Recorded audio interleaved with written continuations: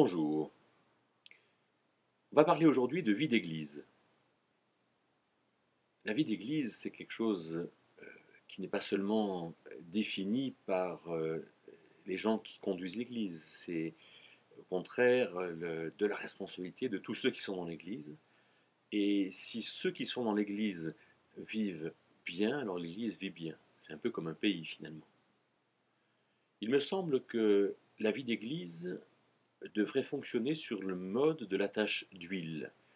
Et l'huile, c'est le symbole de l'Esprit de Dieu.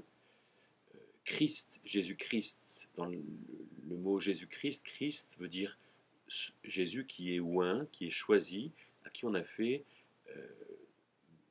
répandre de l'huile sur la tête. Et dans l'Ancien Testament de la Bible, celui qui était oint, il était choisi pour être roi, sacrificateur, prophète. Et donc l'huile, c'est l'envoi de Dieu, c'est Dieu qui nous choisit pour faire quelque chose, et l'huile représente l'Esprit de Dieu, et notamment l'Esprit de Dieu dans l'Église. Donc cette tache d'huile, il me semble qu'elle a quelque chose de très parlant, et on sait très bien que quand on met une goutte d'huile sur un papier, par exemple, alors la goutte d'huile se répand, elle fait une tache finalement, et elle se répand pas très vite, elle se répand de partout et de manière limitée.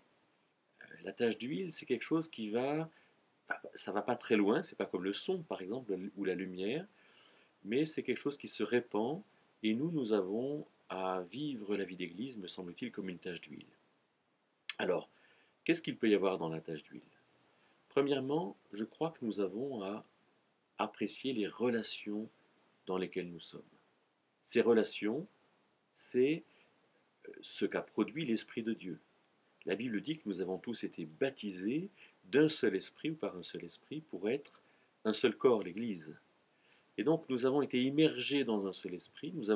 Nous qui individuellement avons reçu l'Esprit de Dieu parce que nous sommes devenus ses enfants en acceptant qu'il nous sauve, en recevant son cadeau, alors nous sommes tous ensemble, ayant en commun d'avoir l'Esprit de Dieu.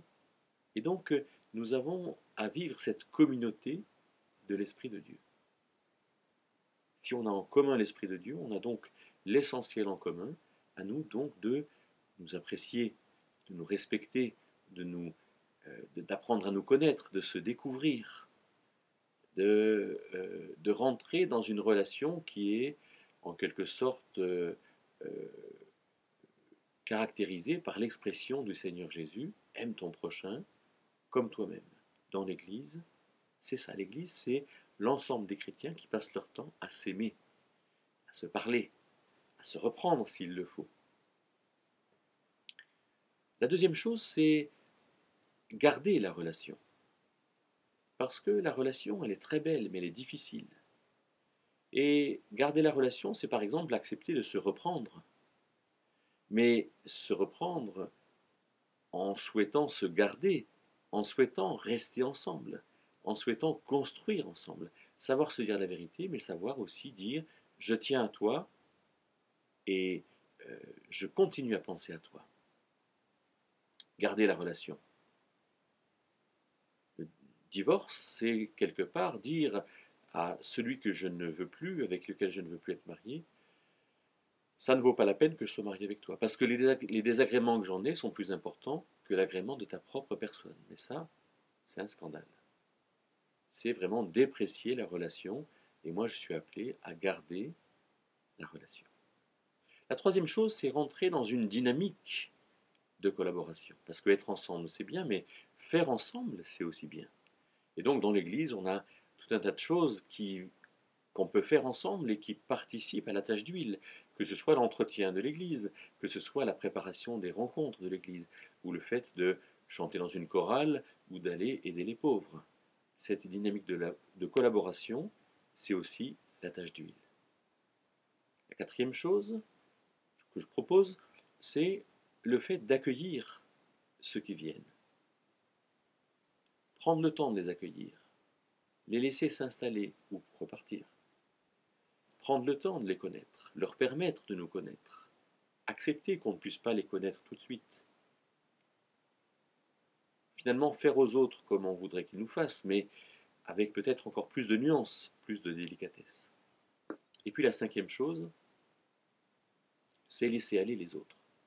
C'est accepter qu'ils fassent d'autres choix, accepter qu'ils fassent des choix que nous n'aurions pas faits, accepter qu'ils fassent quelque chose que nous considérons éventuellement comme un mauvais choix. On a donc vu 5 choses, et je vais les reformuler pour que ce soit bien clair. Il me semble que la vie d'Église devrait être comme une tache d'huile. Premièrement, en appréciant la relation que nous avons avec les autres. Deuxièmement, en l'entretenant, en la gardant.